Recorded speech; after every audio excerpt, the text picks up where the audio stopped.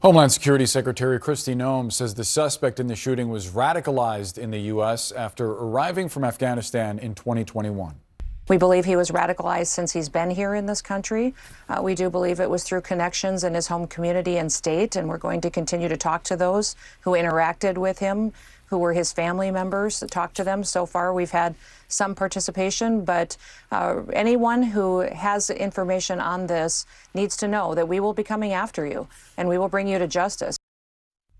We're joined now by former FBI Deputy Director Andrew McCabe. He's a CNN senior law enforcement analyst. Andy, great to see you as always. What do you make of the secretary here describing him as radicalized? What exactly does that mean? How is evidence gathered to prove that? So it's really important that we're precise with those words, and I'm not sure that the statements we heard over the weekend are exactly that. Typically, when we say radicalization, we're talking about somebody who is becoming more extreme in their religious or political beliefs until they reach the point that they actually resort to violence to pursue those beliefs. When we're talking about this individual, there's no question he went through some process since he's been here in the United States that took him from ally of the U.S., somebody who fought shoulder to shoulder with our folks in country in Afghanistan for years, to becoming someone who picked up a gun and pointed it at, used it lethally against service members here in the United States. It may not have been a traditional radicalization path, but clearly he experienced something that brought him to that terrible moment. So emails obtained by the Associated Press paint to a picture of a person unable to hold a steady job or commit to his English courses while he was alternating between periods of dark isolation and reckless travel. What do those kinds of things tell you about this suspect and that kind of path that you're talking about? Yeah, so a couple things. There's no indication that this individual was radicalized or sympathetic with terrorist organizations, the Taliban, Al-Qaeda, before he got to the United States. Had he been, he never would have been approved to work that closely with the CIA and with our special forces folks over there. So what investigators are looking for now are communications and contacts to people who might have been associated with those groups. So far, we haven't heard any evidence in that category whatsoever. But what we have heard is a lot of things about his life here in the United States that may have precipitated a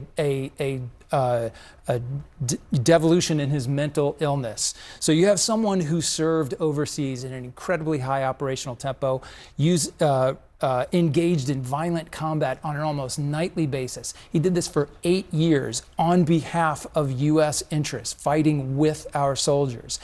He's then transported to the United States, cut off from his culture, cut off from his extended family, cut off from his mentors, loses his military career, his esteem, all those things that he had spent 8 years creating in his home country, finds himself in Bellingham, Washington, in substandard housing, driving food delivery to try to make ends meet for his wife and 5 children. We know he suffered financial distress, lost his work permit, so couldn't even do that anymore. So you can see these sort of life stressors stacking up on this individual.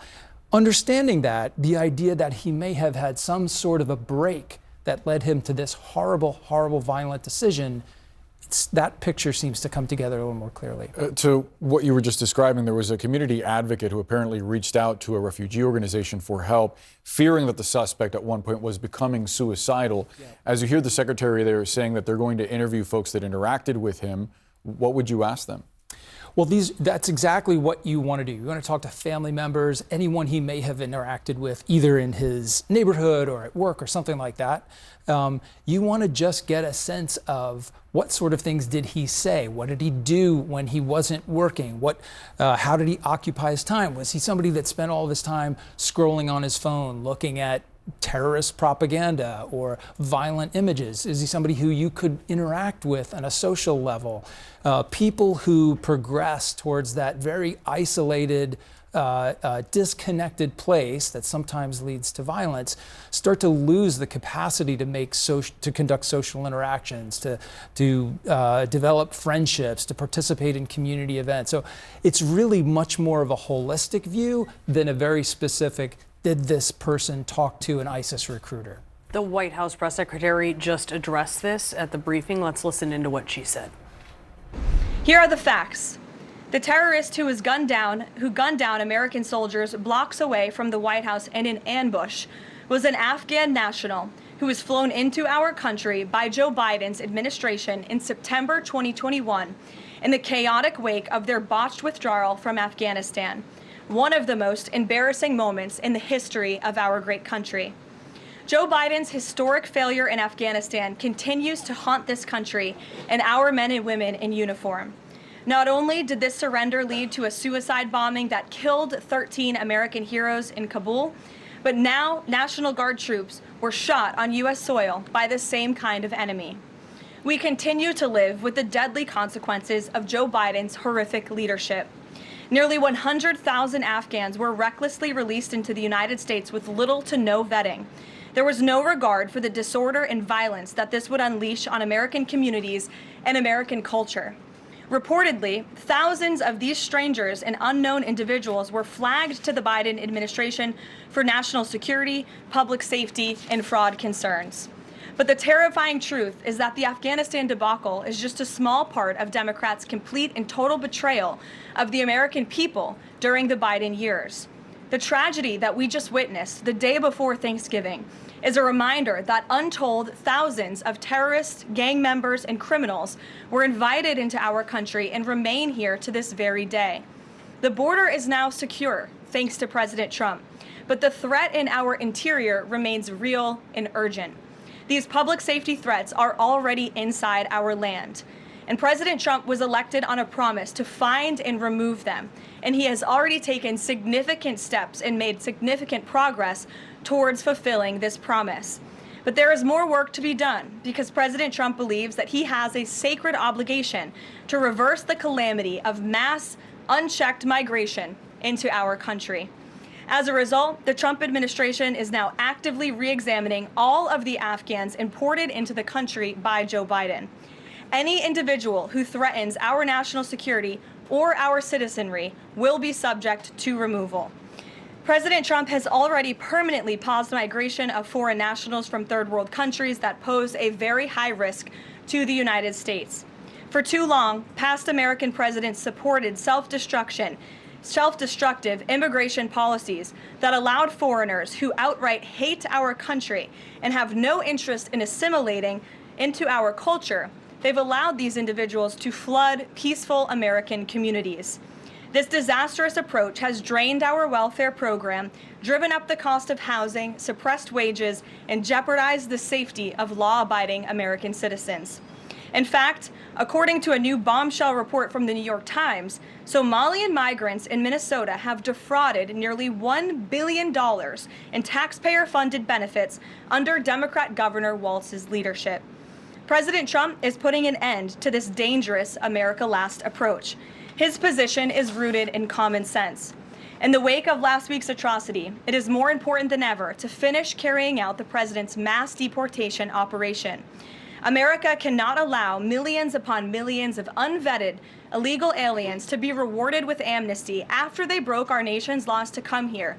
They must go back to their home countries.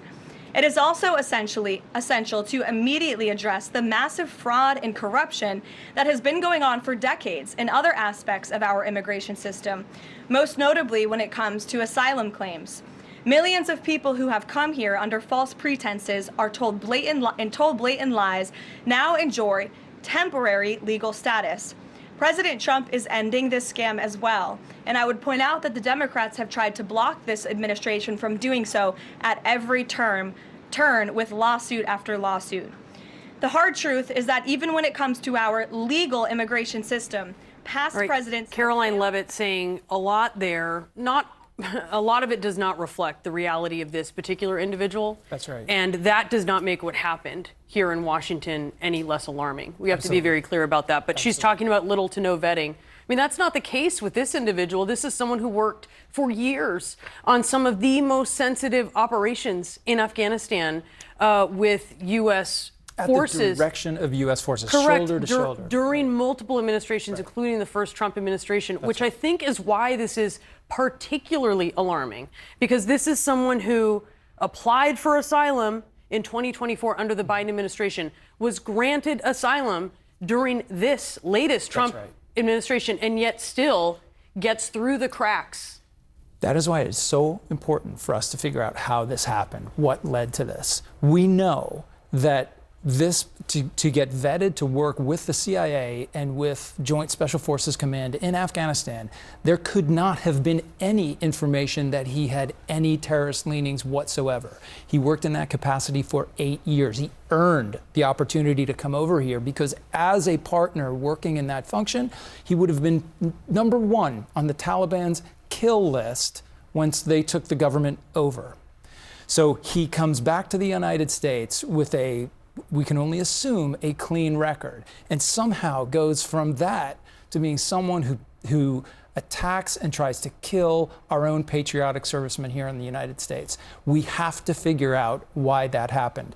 The information we have right now points to a reasonable and likely conclusion that some sort of mental distress was involved here. There is, to our understanding so far, no information about a connection to terrorism. So starting her speech by referring to him as a terrorist is a fundamentally misleading statement.